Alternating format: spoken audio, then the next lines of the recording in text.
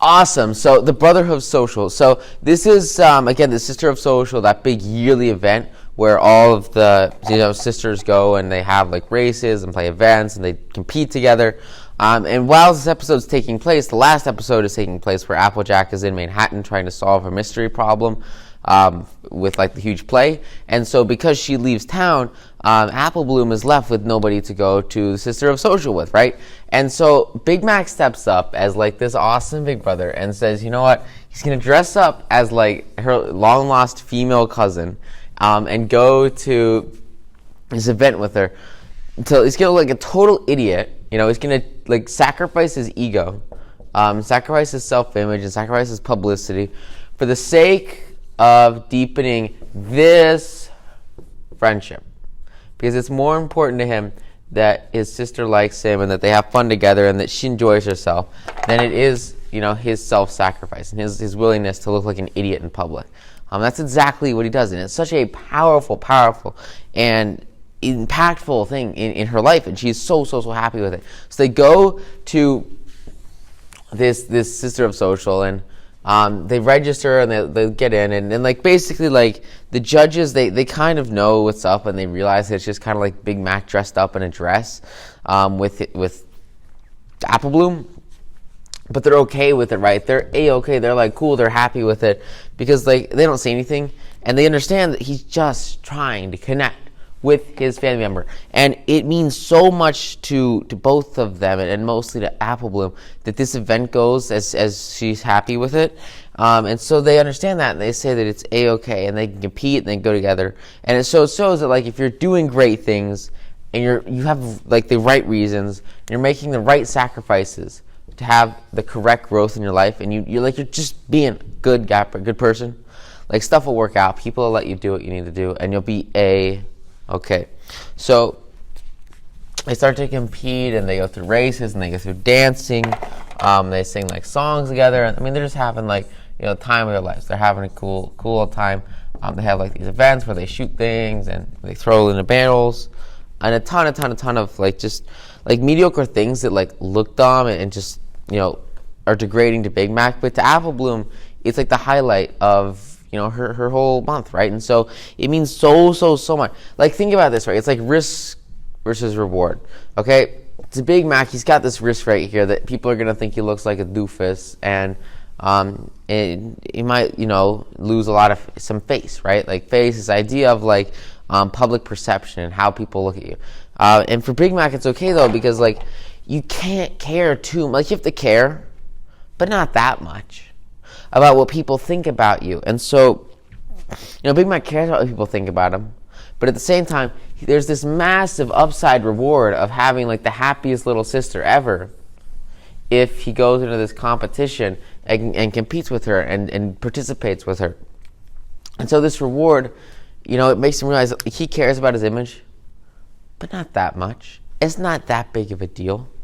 And so he'll look silly because he cares more about her than he does about himself. And he's like putting others first, which is like the number one way to like grow friendship and faster than anything before. This idea of like putting others before yourself when you have the opportunity to do so. And here it's really cool because Big Mac's not busy, and he has the opportunity to give Apple Bloom this chance to go out and have fun and be with him and just participate in the Sister of Social, because she couldn't really do it just by herself, right? And so that's why he dresses up as this woman, and it's like a weird cross-dress thing, but it's all for the right reason. And then there's a little bit of a challenge.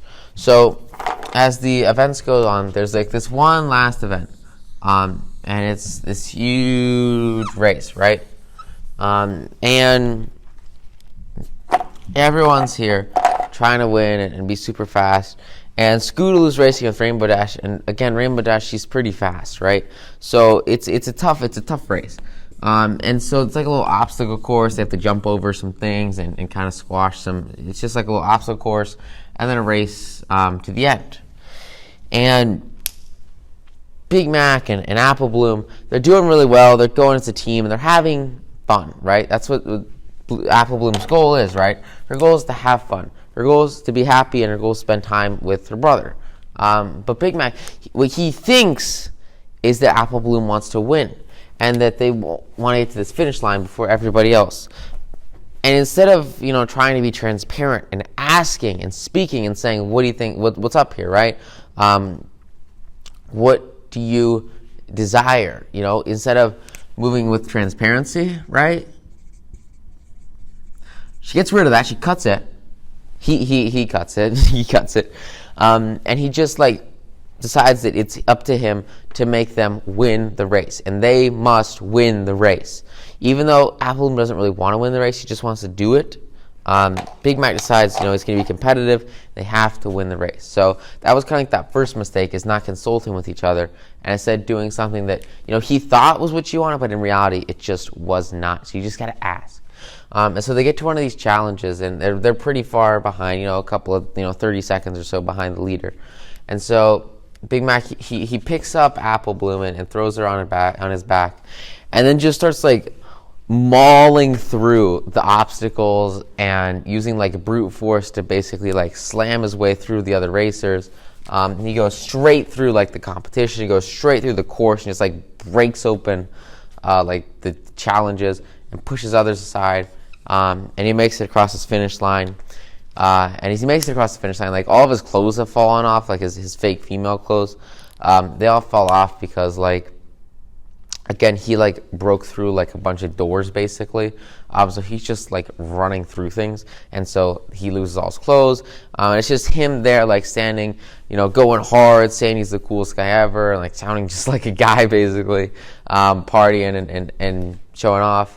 And then Apple Bloom is there, and she's just devastated because she knows that they're gonna be hurt and disqualified and all that stuff. But more importantly, this wasn't what she wanted. She just wanted to spend quality time together. It wasn't about winning.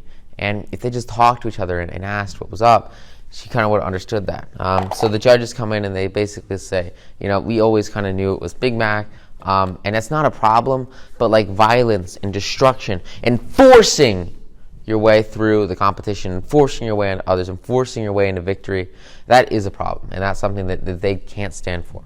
And so because of that, they kick him off, and they say they're disqualified, and they go home. And as they go home, what happens is, Apple Bloom is so thankful and so happy, and she's really, really appreciative of Big Mac and all the work he did and all this crap that he's put up with, so that she could have a good time at the Sisterhood of Social. And they come and they sit down, and she asks them well, why did you try to break through everything for me?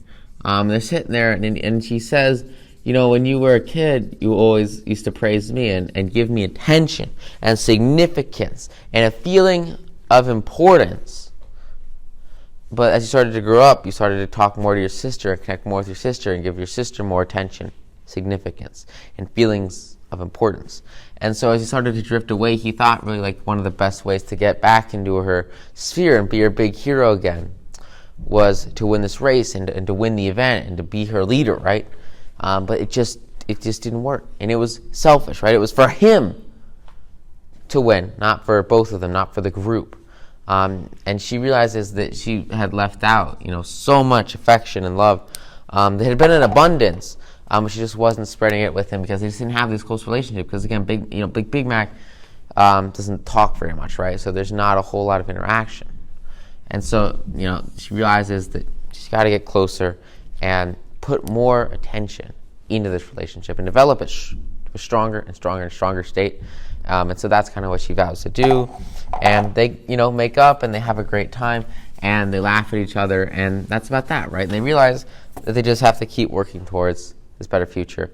And it all stems from him, Big Mac, making just this insanely kind gesture in a time of need and standing up when all else is gone for his sister and giving her, what she wants. So just a cool place. You got to make sure you take advantage of any opportunity. Take advantage of the opportunities that come your way, and you can have massive success just like this, which is awesome. All right, awesome. So Crusaders of the Lost Mark. This is pretty big stuff.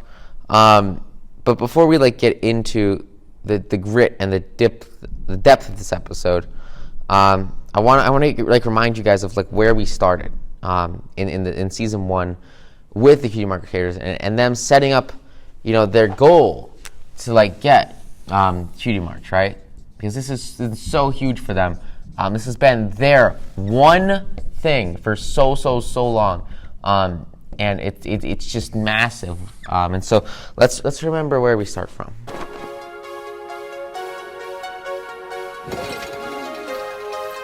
Look here, our 3 little ponies, ready to sing for this crowd. Listen up, 'cause here's our story. I'm gonna sing it very loud.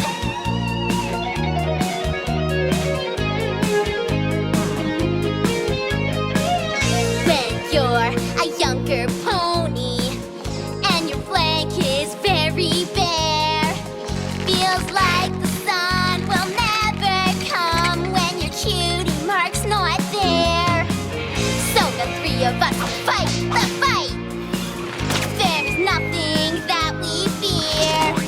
We'll have to figure out what we'll do next till our Cutie Marks are here. We are the Cutie Mark Crusaders on a quest to find out who we are. And we will never stop the journey, not until we have our Cutie Marks.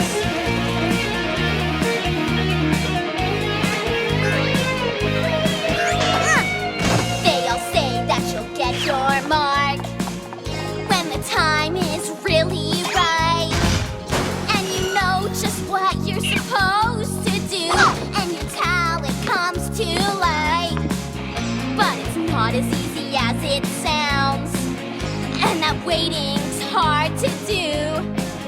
So we test our talents everywhere until our faces blue.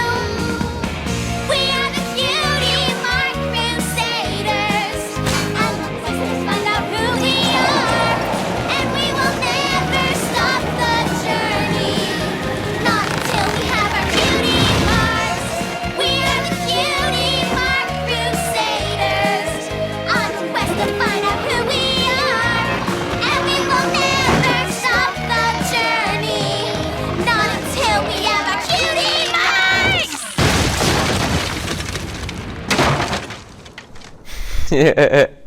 So they have one thing that they want to do, and they have one goal, and their whole progression throughout the whole series, right, is working towards this one goal. And at the beginning, it's very small progress, but they're taking action, and they're doing things over and over and over and over again to get closer and closer and closer and closer to this goal. And at a certain point, everything starts to change, right? So they were doing like random activities and just doing bogus stuff and like trying to do random stuff at the beginning. And then they come into this new zone where they realize that, it's not that big of a deal, right? They care about getting their Cutie Marks, but not that much. And they start to help people, right? So they start to help people like troubleshoot, they start to help some of the kids at school, and we'll see that a little bit more in this episode. And they start to help Babseed figure out like what she can really do with her life. And they're meeting all these new people and helping them figure out like the true power and passion behind their Cutie Mark and what they can actually do with that. And so they start to kind of get a little bit, a new world, right? So originally it was just like a random stuff, but now, they've started to niche down, right? And the instant that you can find your niche and you can find what it is, the specialty that you do, it's going to significantly impact the speed at which the results that you desire will come. So we're going to start to see that super fast into here. And here, like early in the episode, they didn't have a whole lot of time. They cut out, like, here's a couple of things they cut out of some of all the things they tried at the beginning, because it was such a grind to get all this stuff done, because they had a massive desire, an urge, a passion, and a drive to get here. And that drive manifested itself in massive action. See, when you have a goal that's so huge that you have to fundamentally change who you are to get there, it will pull you towards it and make you take huge action to get it going. You see these guys doing so many things just to try to get their Cutie Marks. And I love how they're in the costumes in this. It's a great picture. So let's see sort of the conflict that starts to arise in this episode and the challenge that they start to face. It all stems with Diamond Tiara. And at the beginning of the episode, she's trying to run for school president, and we're going to look at kind of what happens as she approaches her parents about that.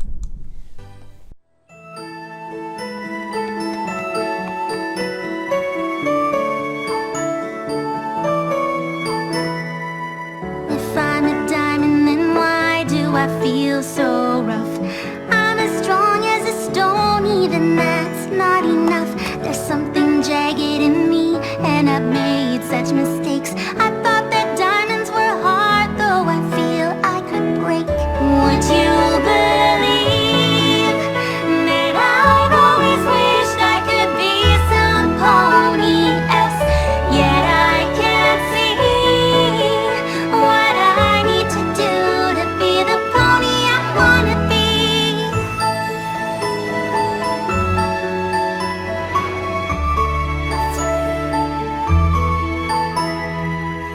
I've been told my whole life what to do, what to say. No pony showed me that there might be some better way.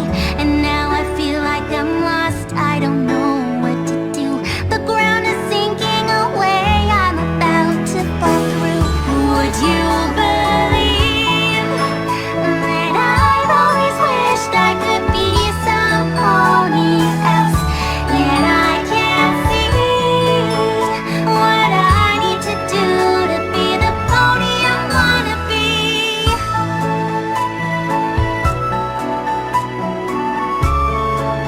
To be the pony I wanna be. So she's like totally clueless on what to do with her life, and more importantly, like, she talks to her parents and she's trying to hang out with new people, she's trying to do new things, but she gets shut down one time after another, and is told to exclusively hang out with, like, the top people and be the best person ever. And so you can see, like, there is this massive conflict between Tiara and her parents, right? And her parents, they're not really shown here that much. It's Filthy Rich and then the really rich woman. And so, like, they have, like, this image that they try to maintain, and it's just so, like, kind of stereotypical. But, like, it's this idea that, she's supposed to be isolated and the top of the pack. And so it shows with the way that she, like, treats other people and how she's bullying kids at school, and especially with the CMC. And she doesn't, like, want to be that way, right? And she feels totally lost in her ways, because she wants to be a leader, but she just doesn't know the right way to do it. She's always been going about it like the wrong way, which is just, it's awful. And so, like, you can see, right, huge internal conflict. She just does not know what to do. And so that's kind of when the CMC come in and they show her there's a better way. What's going on in school right now, right, is they're having, like, a new election for the president of the student president, right? And so Diamond Tiara has, like, always been the student president. And so there's this new event, and the CMC, like, they're supporting their friend named Pipsqueak, and Pipsqueak's just a guy, okay, just a little guy, and everybody is kind of rallying around Pipsqueak because he represents, like, good and greatness. And so the CMC, they're painting him as, like, this super cool hero that everybody should support, instead of Diamond Tiara, because remember, Diamond Tiara, she's a bully, she's kind of mean, and she's just, like, hurts, like, a lot of people. And so, she's not very nice, and she kind of rules by force. And so no one's ever really stood up to her before because they would just kind of get bullied by her. But now, Pipsqueak, he's running for president, and everyone is cheering for Pipsqueak. They have, like, this whole musical they do. There's just a lot of songs in this episode. We don't have too much time to go through them all. But, like, the point is, like, everybody is huge on Pipsqueak. And so that's where you see, as we go into this next, like, what they're running about, what they're talking about, and how there's a whole new way. Like, it's all about this idea that she's going to, like, force herself into the position of president and take over and have power and all that. Where is she going? Where do you think? Come on, after her! Wait, I'm coming too! Cutie Mark Crusaders, get out of my way! Those ponies need to know the truth, and they'll hear it from me. Stop! Diamond Tiara, this is not the way. hostility. You don't even know me at all. Don't understand the meaning of my fall.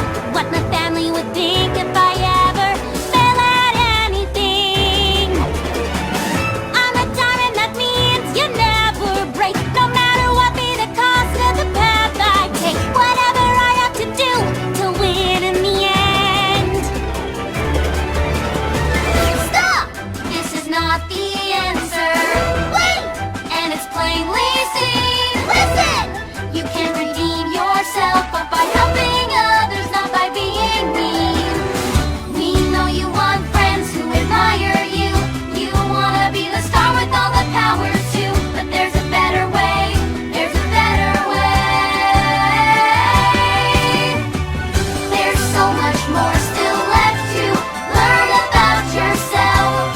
See the light that shines in you. We know you can be some pony else. You can stop right now and try another start. You'll finally free yourself from the dark and see the light of your cutie mark.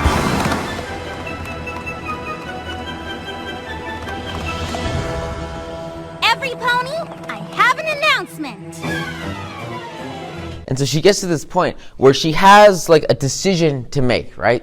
And the first step is like she's got to make good on her image with these kids because I mean she's been so mean to them for so long.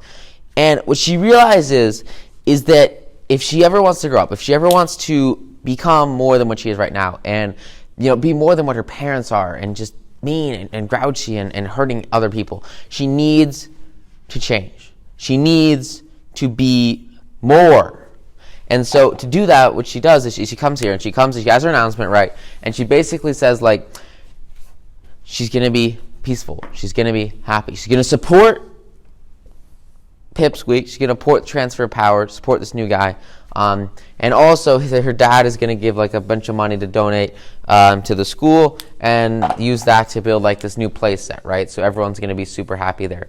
And she finally moves away from fear and instead tries to make friends with the ponies that she's been alienating herself from for years and years and years and years. And she goes through this entire internal change where like all of a sudden, instead of like being mean to people and forcing them to do things and pushing them to her way of thinking, using nothing more than like fear and hatred, what she does now is so radically different. She like makes friends with people, points out their gifts, points out their positives, and compliments them, praises them, gives them comfort, care, attention, and feelings of significance. Everything in her changes because she realizes that the best way to move forward is not by being mean. It's not by bullying. It's not by destruction. It's not by hurting others. But in reality, it's by forming bonds that will last for literally the rest of her life with these individuals. So they can work as a team and get so much more done. They build like the entire playground in like one afternoon as a team, as a group, as a collective unit. And so as a result of this massive transformation from like total bully, jerk, meanie, to quality leader who's willing to take a short-term loss of status, she gives up her role as president and fully accepts the new president for a long-term gain in collective growth. Because she was finally able to make this change, thanks to the CMC inspiring her and changing everything for her, we start to see what happens next. I've been thinking, Crusaders, we spend an awful lot of time fussing and fretting trying to discover our true talent, but when we take a little time off, we end up helping other ponies figure out their true talent. Yeah, and I think that's way more important than worrying about our cutie marks, don't you? Absolutely. I don't care if I ever get my cutie mark, as long as I get to hang out with my best friends. So what do you say, Crusaders? Want to just focus on helping others find their cutie marks? Yeah!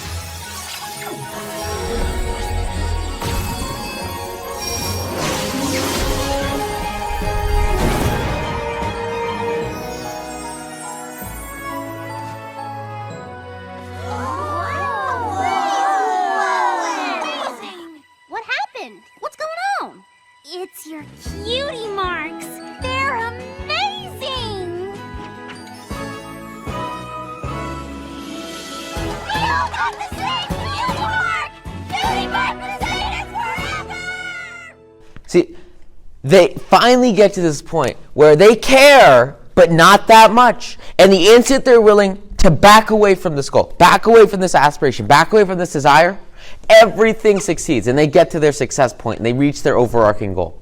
And they destroy it. They've worked for this so long. And only in this last little bit, they finally achieve it. It's so powerful. And they just absolutely crush it. And you see, like, as they individually, over time, right, they've been together for so long. And the thing that's been the most powerful between all of them is their social connections, right? Their friendship bonds. And this overarching mastermind, because from day zero, they've always been together. They've always been leading themselves. And now they're at the front of the pack, right? They are there leading, like, their whole community to the forefront of growth because they've found this unique talent they have of helping people figure out, the true meaning in their lives and how they can succeed. And they do such a phenomenal job that they have a massive impact on everybody around them by sticking to their core fundamentals, sticking to the principles, sticking to what they developed. It's stage one, developed early on, and then elaborating on it by niching down and specializing and figuring out one way to apply it for the most growth possible. And the instant they do that, they have massive success and impact in all areas of their life, and they reach the huge goal that they desire. It is just so powerful, and it all stems from the consistent and persistent pursuit of their overarching goals and potential. And they absolutely crush it, which is awesome. And they reach this goal and have the success they desire. They get rid of the crap that doesn't work. They stop doing what doesn't matter, and instead they focus exclusively on the one thing that they can do better than anybody else on the planet, which is the goal with all of this, right? Awesome. So a formula that will work wonders for you. And you kind of see this here, and you see it a little bit in a sec. It's this idea that you want to let the other person talk. And it goes hand in hand with listening and like the importance of listening. And this idea that people love to talk about themselves. They love to talk about their experiences. They love to talk about what they've done and how they do it. And so because of that, you want to let them talk about themselves because they're going to feel amazing. They're going to feel great when they talk about themselves. And that emotion, is going to spread to you. It's going to spread to how they think about you. Everything changes the instant that you let the other person do the talking. Because here's the cool thing, like, it takes no effort for you, right? And all you do is learn and learn and learn and learn what they know. And so you're just absorbing this knowledge, absorbing this information. And what's so powerful is if you're surrounding yourself with people that are above you, that are higher than you, that know so much more than you and have so much more experience than you, all of this information coming down to you should be extremely valuable and instantly marketable. And this is like the whole principle, the whole concept behind mentorship, behind coaching. This idea that you want to listen to people that have been there, done that, and know exactly the secrets that it would take you like years and years and years to figure out. They can get you there fast. And all I'll do is let them talk because I don't care. It's not me. It's all them because they've had the success. They've been there. They're at the top of the mountain. And you want to find those people that are at the top of the mountain and just let them tell you how to get there and give you little secrets to get there. And just listen. You don't want to be screaming from the bottom of the mountain, oh, this is all you do, this is all my success, this is all blah, blah, blah, blah. They don't care. They're up here. And you want to listen to them so that you can get up here. Maybe there's a secret ladder that you can take. Maybe there's a secret staircase that you can take. And these are all like metaphors, right, of like things to do, paths to take, and tricks and secrets of the trade that would never be known unless you actually do them to get to the top. So please, listen to other people and surround yourself with those who are above you, more intelligent, and more achieved, and more performing. Because the instant that you do that, what's cool is like I know this is going to sound insane, but like you're awesome, okay? So you've got like your strengths in whatever you're specialized in. But maybe your other people that you hang out with, or the mentors, or your friends, right? People that you want to do most of the talking, they're really good at all this other stuff that you're not particularly great at. And so, like, you can give them this one sliver that you're awesome at, and at the same time, you're giving them a ton of value, and they're giving you a ton of value because there's all this stuff that you don't know about. So it's not just like a take, it's like a give-take, right? And you want to make sure that you're always trying to focus on listening more than talking. Like, seriously, one of the most flattering things you can do to people is, like, bring a notepad wherever you go, and when they talk to you or when you have a conversation with them, just, like, start taking notes on what they're saying. They will tell you so much more knowledge, so much more information, to much greater depth. Even if you never look at the notes again in your life, first of all, writing it down is going to make you remember it better. Just because if you write things down, even if you never look at it again, you remember it better. But secondly, if you see someone writing something down that you're saying, it's going to make you feel important. It's going to give you a feeling of significance and influence and importance. And so because of that, they're more inclined to tell you more, to go deeper, to go harder, to go into the nitty-gritty, because they know that you care and they see that you are passionate about whatever it is, and they will tell you more and more and more and more about how they got to this success. Very powerful concept. It's personally changed everything for me. It's awesome stuff. And so you definitely want to apply this and make sure that when you do find these successful people, or anyone in general, you're always the person who's listening, because the wealthiest people on this planet are not the ones who talk the most. They're the ones who listen the most. Which is huge, right? It's huge. So, there you go. All right, cool. The one where Pinkie Pie knows.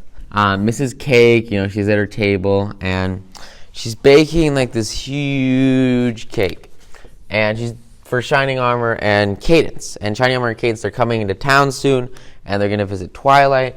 And they're going to give her, the news that, they're having a baby, right? And so it's this big secret that they're having a baby, and only Mrs. Cake knows because, she's making the cake, right?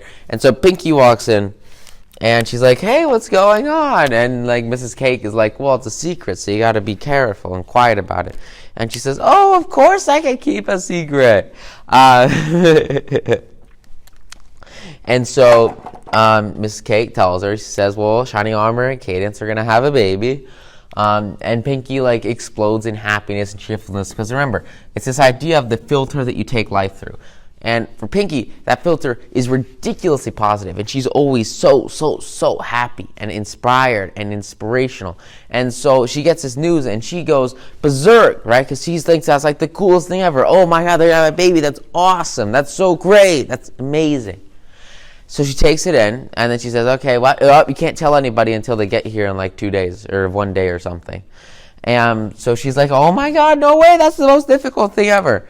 And so she's got to live with it now, right? She knows the secret. So she goes out, and she's got to deliver cakes all day to people, because that's her job as a cake deliverer, I guess.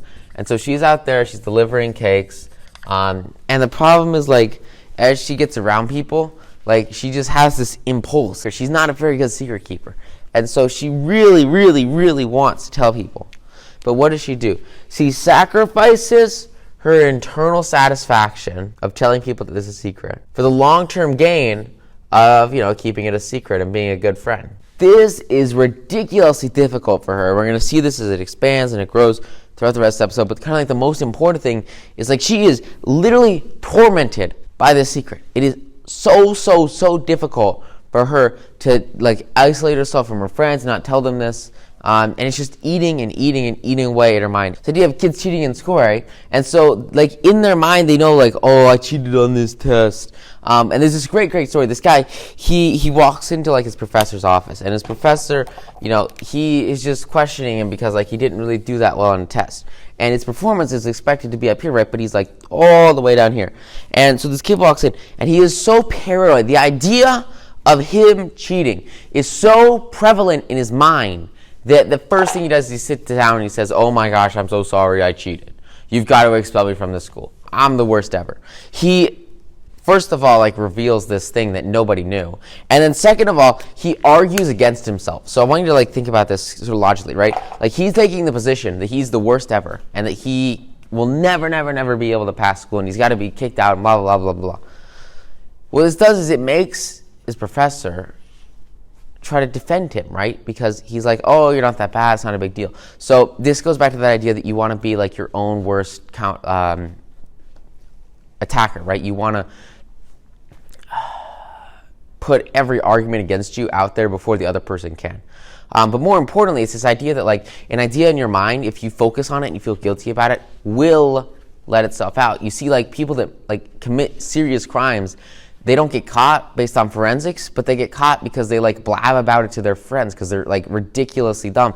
And you might think it's like, oh, this is dumb. But in reality, it's this idea that like an idea at the forefront of your mind, an idea that is so radically important to you that you just can't stop thinking about it, can't stop focusing on it. Remember, what you focus on, you attract. And so it just spreads out orally. It spreads out to the world. And that's how you see people go to jail because they tell their friends about a murder. People, reveal that they cheated on a test because it's all they can think about. And if you get into those bad situations, the best thing you can do, again, is to be your own worst argument, like take an argument against yourself in the face of authority, so that authorities will side with you and try to fight for you. So anyway, back to Pinkie Pie, right? So Pinkie Pie has a secret, and she has to basically like, she has her cart, right? And she's just like avoiding her friends at all costs possible. She like hides in a tree, runs straight past them in the middle of a park, just like totally ignoring them. And it's the most difficult thing that she's like done like ever, which is just insane. And so her friends, they're like, well, what's going on, Pinkie? They have a meeting and they're like, is something going on here? This is insane. What are you doing, right? And Pinkie, she knows that she can't tell anyone, and she's like freaking out because it's so close, and Shining Armor and Cadance are right about to get there, and everyone around her is tormenting her, and it's not like she can tell them why. And so it's this challenge, right, of transparency is key, and transparency is the most important thing possible. It's all because Pinkie Pie was able to be secret, right? And she's like super excited, so ecstatic, like, can you believe they're having a kid? Like, isn't that awesome? Isn't that great? Isn't that cool? And it's all because at the beginning, she's able to keep it a secret. She's able to keep it shut. And now this all goes away, right? She's able to be super excited and super happy about it. It doesn't have to be a secret anymore because now everyone knows. Now everyone's happy. Now they all celebrate together. They all have joy together.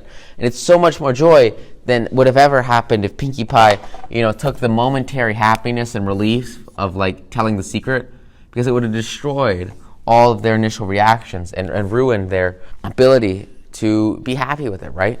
Which is just awful, right? And so that's really cool. This idea that she didn't take the easy way out and destroy her friend's happiness, but she did persevere, and they were just super awesome and excited because of that. And Shining Armor and Cadance, they were both very happy and thankful for Pinkie for keeping it a secret, because she did an amazing job. It was a difficult task.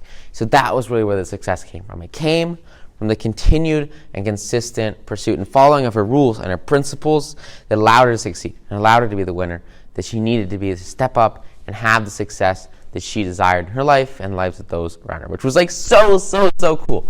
And so that's really where you get with the one where Pinkie Pie knows. So really cool concepts.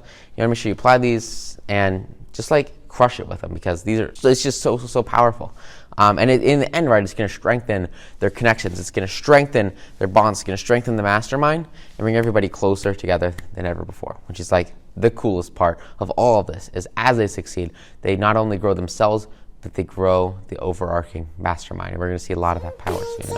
It's awesome.